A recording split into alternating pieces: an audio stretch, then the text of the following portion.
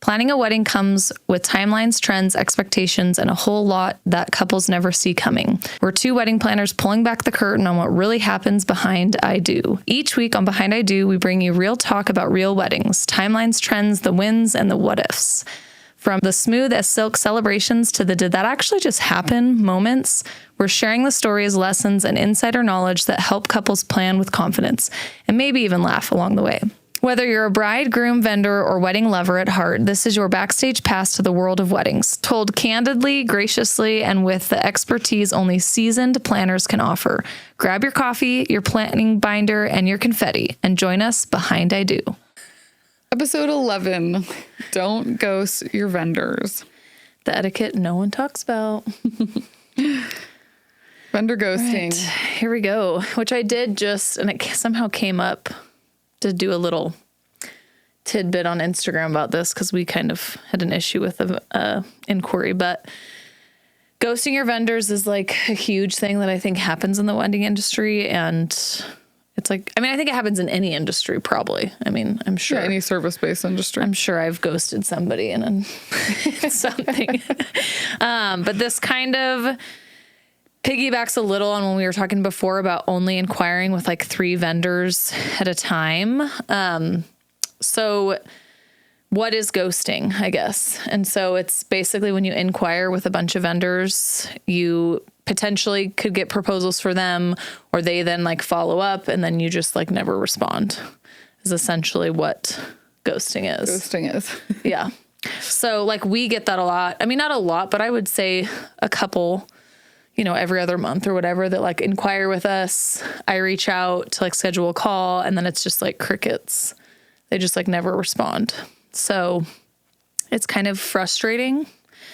It's like, you know, how hard is it to just say thanks, but no thanks? I don't know. Yeah, or I found someone. I mean, there's so many things to say that are better than not responding. And I think you kind of get, because I'm more guilty of ghosting than Jaden probably ever has been. And you just get in your own head, or you're like, oh, I'll respond to him later. Or you're almost like annoyed sometimes that they're like, keep reaching out. Yeah. But you're the person that reached out in the first place. Right. So right. It doesn't even make sense. But Yeah. it's just like an odd dynamic. And definitely not, it's just not a fun, like, part of any service-based industry, like we said, but it's just part of the process. And I think a lot of it too is very innocent, like truthfully. Yeah. I mean, I think if we didn't own our own service-based company, like you said, we've all done it. Like I'm sure everyone on the planet has like ghosted somebody, and you like don't realize it until I think you are in like a position where we own our own business and we get ghosted. And then you're like, oh, well, this is annoying. Yeah. And it's like, I think it's innocent to a certain extent. And it's like, but having people be aware of that, it's like I mean, we're spending time in our business trying to respond to you and get a hold of you that we could be doing other things with, or like actually responding to other inquiries that are genuine. So I think that's just something to try to keep in mind, that it's like, I get that it's innocent. We all do it, but just trying to be more self-aware of like, oh, I did put an inquiry out. I should probably respond to them. Yeah, take a few seconds to respond. Yeah. So like we said, the big thing like we've talked about is like the 3 vendor rule. So like we really think it's important to only start with a couple vendors at a time. But like say photography is like really important to you. Like I would not inquire with more than 3 photographers. Like inquire with 3 and then like pause. Allow them to get back to you. Allow them to send you proposals. Allow like time to schedule meetings with them, and just kind of work through that and kind of see who's available, who you like. And if you don't like any of them or the pricing is too high, then move on to like inquiring with more. After you've politely told all 3 of those vendors. No, I think what happens is brides or grooms, couples get really excited. They just got engaged and they're like, oh my gosh, we have to plan a wedding today. Yeah. So they sit down and it's like a Saturday morning and they're like, let's reach out to every vendor that we've ever considered having for our wedding, because you're excited and you want to get answers. And this is kind of where we talked about a little bit too, like starting with like, you have to have a venue to book any other vendor basically. So to have a date. Start with a date of your wedding, because you can't inquire usually for photographer or for a caterer without having a date. So you want to have like, start with those ones that are date specific.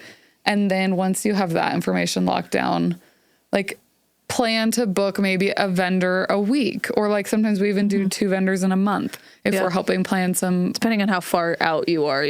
like create a realistic timeline for you and your planning process that doesn't include booking there's probably like easily 10 vendors at every wedding, upwards of 20 if you have like a lot of specialty items. And so plan to spend at least 2 to 3 months booking. And like starting with like the like catering, photography, videography, well, obviously planner, like those are like the big ones that like should be booked first, and then like moving your way through like obviously then DJ, florist, like all those things, hair and makeup.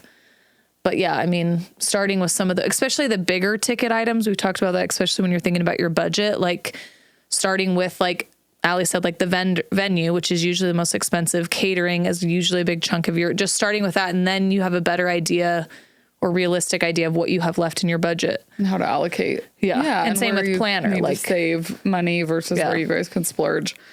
So start slow. If we can recommend anything, start slow. Start with 1 to 2 vendors at a time. Well, and then, because then you aren't going to get overwhelmed with and start ghosting people, because you're like slowly taking your time. Like, okay, we're just going to focus on planning and photography this month. And then by the end of April, we're going to have those 2 booked. And then by, once you make a decision, then you can send all 6 of them emails saying, yes, I'm booking you, or thank you, but we've decided to go a different route.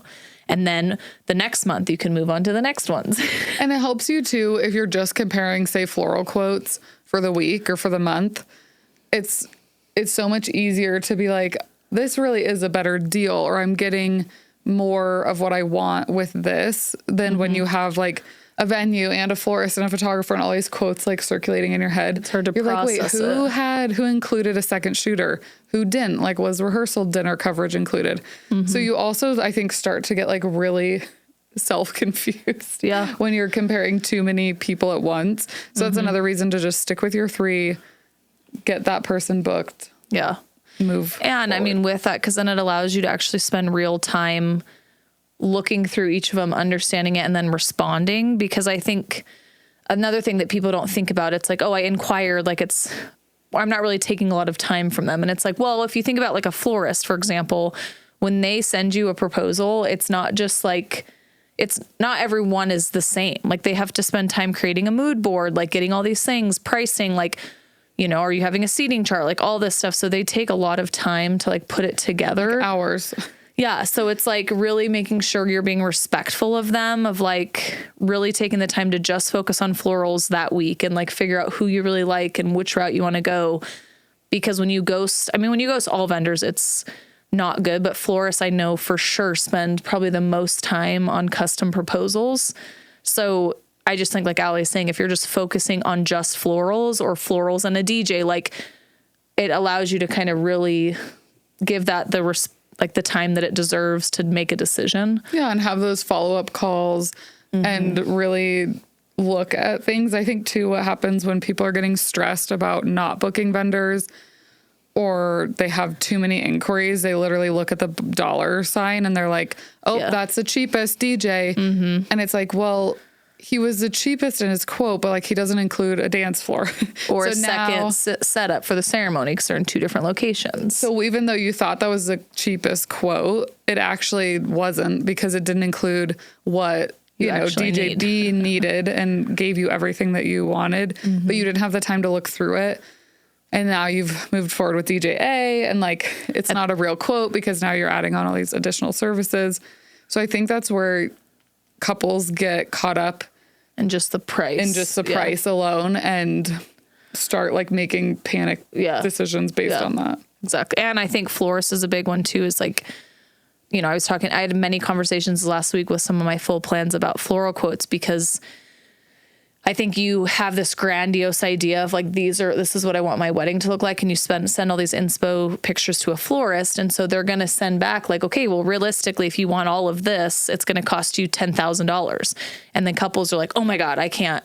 So then they don't want to book that florist. And so I think that's again, where it's like taking the time to look through it. And maybe then, like Allie said, have those phone conversations with the florist about, okay, like I need to trim this down. Like, how can we get to like 8,000? Like, there are ways to like get it to closer to what you want. Obviously that goes back to like being realistic with your budget. But I think that's, don't just automatically see a price and be like, I can't book them.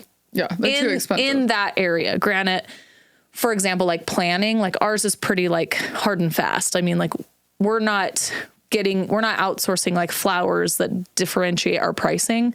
So I think just being realistic of florals is the big one that a lot of our couples are like instantly just see a number and are like, no, I can't book them. And it's like, well, let's just like talk through it a little bit. Yeah. And they, like she said, they can offer suggestions of reusing aisle florals as centerpieces or maybe doing a smaller size bud vase instead of the large size. Like there's so many ways in that kind of quote. Food is another one, and bar is another one where you really can get to a price point that you feel comfortable with, because there's such a wide range of options with that. But like photography, you're probably not negotiating with your photographer, or unless you do less time. But again, is that worth it then? Yeah. So there's some vendors that you can definitely have those like revisions of a quote and get to a happy medium for both of you. Exactly. And just like we've kind of said too, like every inquiry is like important to every vendor. Like Allie and I were just talking before we started recording, like every time we get an inquiry, it is like a little bit of like a heart flutter. Like, oh, we got another inquiry. It's like, it's exciting. We take it seriously and it's like important to us. So, you know, this is what we do for a living and we invest in every inquiry that we get. Like we already start like thinking like Allie was saying, like we get an inquiry for Shore Lodge and we're like, okay, like thinking through like what it's going to look like. And we love going up to Shore Lodge and like all these things. So it's, you know, we're getting excited because we feel like if someone's inquired with us, they like genuinely want to move forward. So then when they ghost us, it's like, I mean, it's hard to not take it personal. It's like, oh, it's so sad. Because in our heads, you're already a real person, a real wedding. We see ourselves. A relationship. Like we've checked our schedule. We've made sure that we can accommodate your wedding. We may have looked you up on Instagram already and been like, oh my gosh, they're so cute. This is going to be an amazing wedding. So it's so fun. And that is like what makes ghosting so heartbreaking is we get these little like snippets of information from our like inquiries that are like, this is how many people have, and this is kind of our dream, like what the day looks like. So we already are like envisioning your wedding, and then to never hear from you again is so sad. It is sad.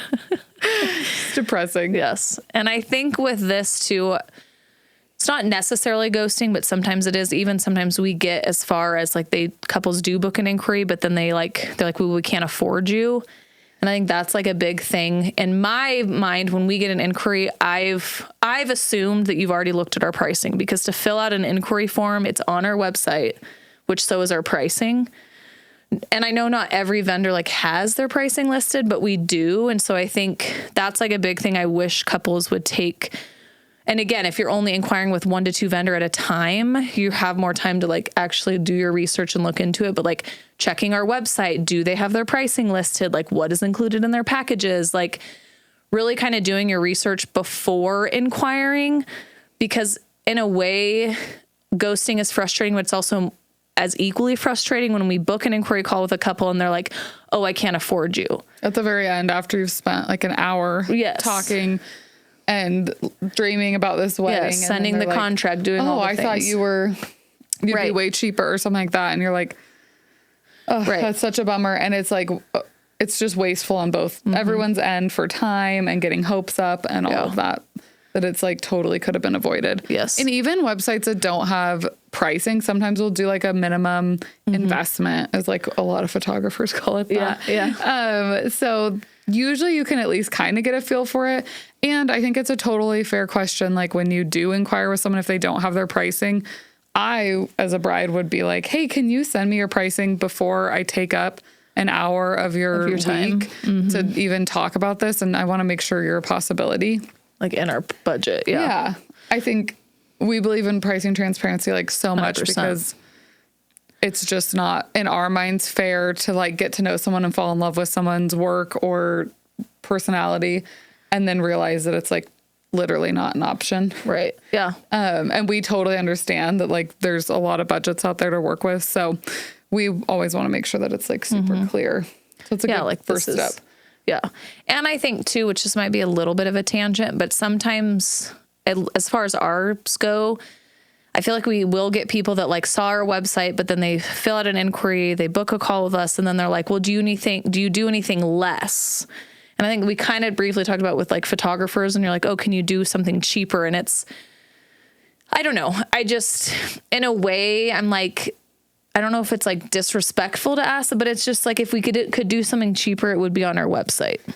Yeah, like, and that's just, I think, something to like really consider and think about. And like, cause we get a lot, again, not to go down that rabbit hole of like day of coordination. It's like, well, you have wedding management, but do you do anything less? And it's like, as a respectful business, no, like this is the lowest point that we have. Feel confident offering and like ensuring that you have an amazing wedding. Yeah.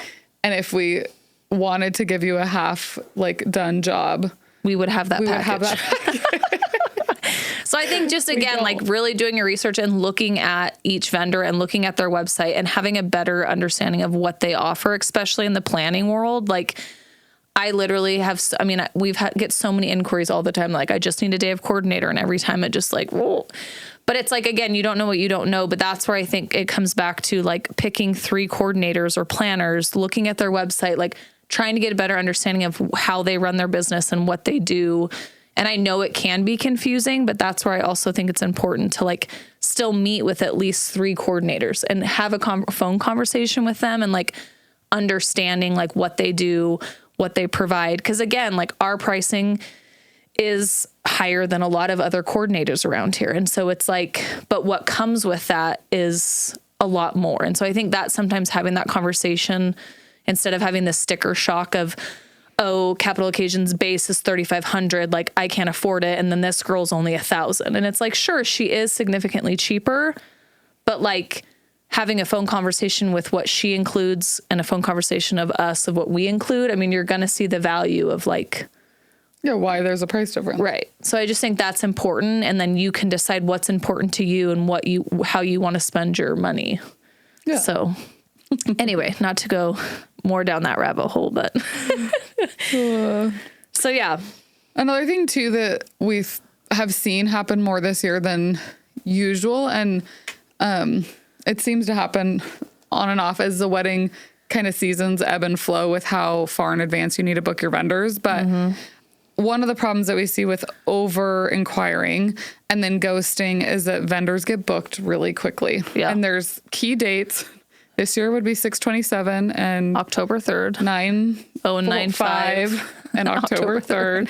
Those dates are gone. And if you even waited a day after getting your like availability from a vendor to book and you loved them, like they're probably booked. Yeah. And so I think it's been really frustrating for a lot of brides that inquired with a lot of different companies and different types of vendors, thinking that they were doing the right thing by like getting all their ducks in a row. Yeah. And then realizing now they've lost like all their favorite vendors. Yeah, because they haven't responded to anybody. Because they didn't, book anyone and they didn't respond. And so it's like if you like someone and you feel like they're a good fit for your style or personality, they're in your budget, like what is holding you back from booking? Because you are going to lose them is a reality of like Saturday weddings in a seasonal wedding market like ours is that they're going to get booked. So all the good vendors are booked the majority of Saturdays throughout the year. That's just how it goes. So once you get an inquiry and you like them, book them. Yeah. Like, don't. And that's like, I think we talked a little too about what we've seen with a lot of our couples, well, not a lot, but a handful, where it's like they mass inquire and then like on a Sunday because they had 2 hours to like get some things done. But then like Monday came and they had a ton of meetings. And then like Tuesday, like, someone passed away, or Thursday there was like some sort of family drama or whatever it is. And it just like spirals. And so then you're just like overwhelmed with life, which it happens. Like, I mean, just because you're planning a wedding doesn't mean life stops. So it's like, that's the other thing of like, don't mass inquire because you don't know what the week's going to bring. And so it's like, then you are overwhelmed and you're like, I can't even check my email. Yeah. And you don't have the bandwidth to respond to 12 or 14 people, when if you would have just stuck with your 3 and gotten one person booked that week, like regardless of what happened in life, you probably could You have manage more capacity to booking do that. one person. Yes. Yeah. Yeah. So just, taking it one step at a time. Yes. Or hiring a wedding planner and then they help you book your vendor. Yes. And they like keep you on track and also like encourage you that like this is normal. Like I think a lot of couples think that the planning process should go faster in a way. Always. And it's like, no. Like that's why you hopefully gave yourself 12 to 18 months to get this done. And we now have 6 months to work together and book all your vendors. Like it does not need to be a race to the finish line, or you want to like take your time and care hand selecting your vendor team, because that's what makes or breaks a good wedding. Yep. So if you can go slow. Yeah, and like Ali said too, if you're not going slow and you're ghosting all these good vendors and then they all get booked up, it's like, then it's just, in a way it's sad because now you're booking these other vendors that you don't really like as much, but it's because it's all that's available. So yeah, and it's your plan B, and that's just like a bummer tone to set your wedding with. Like, well, I really wanted X, but they were booked, so we had to use Y. Right. It's like, oh, that's not great. And not to say that vendor's not going to be just as great, but it's not like what you're not as excited about it. So yeah, I mean, I don't know. In a nutshell, like we've said, just like slowly reach out to vendors. Like Ali said, depending on your time frame and where you're at, maybe it's like trying to book 1 to 2 vendors a month or 1 a week or whatever that is, and slowly just only inquiring with 3 per area. And at max, I would only reach out to 2 types of vendors at a time. So if that's, again, like catering and a planner, I would reach out to 3 caterers, 3 planners, and then leave it at that. And then wait till you get responses, wait till you have those inquiry calls. And then at the end of all that, sending a short, respectful email of like, thank you so much for your time. We've decided to move forward with another vendor. We appreciate, your time or whatever. Or like we talked about too, or if you still haven't decided, that's also okay. But just like tell them, be like, hey, I thank you so much for sending that contract over last week. We're still kind of trying to make a decision. We're planning on making a decision by Friday. Yeah. Just like some sort of communication. Like any communication is better than none, and it does not take you any time. Like our favorite line of, I'm so busy, or I was so busy this week. It's like, we're all busy. But were you scrolling on Instagram for a few hours? Like, did you have literally, the 3 minutes that it would take to respond to all of those vendors and let them know where you were at in the planning process and just keep them in the loop is so much more respectful, and just leads to, even say your favorite planner that you wanted to book, like you've ghosted her now for 3 weeks, and then you come around like on the 4th week and you're like, so excited to book you. It's like, are you like, well, and like you then might run into down the road of like, then the planner's like, they've decided you're not a good fit for them because you haven't been responsive. Because I truly believe any good business is going to have some sort of follow-up system like we do. Like we have if once you inquire, like I have a process of how many times I follow up with you to book a meeting. And then once we've booked a meeting and I've sent you a contract, like I have a procedure of like following up with you. So if they've like followed up with you and you haven't like been responding, I mean, they might, they might realize you're not a good fit for us. So like, it starts to break down. Yeah. The respect that you guys have for each other and the excitement on both ends to work together. So, and like the trust, because it's just like if they weren't responding to you, you would kind of lose trust in them. Just like with us, like if we have a bride who's like not responding to us, like then we're just like, oh gosh, what's the planning going to look like? Like they can't even respond now. I don't know if I want to take this on because it's just going to be stressful. Yeah. We won't be able to make decisions and book people and all of that. So don't ghost your vendors, book a planner, respond to everyone, every inquiry. They are like so excited to hear from you. So make sure you take the time to respond. Exactly. All right. Cheers. Well, cheers.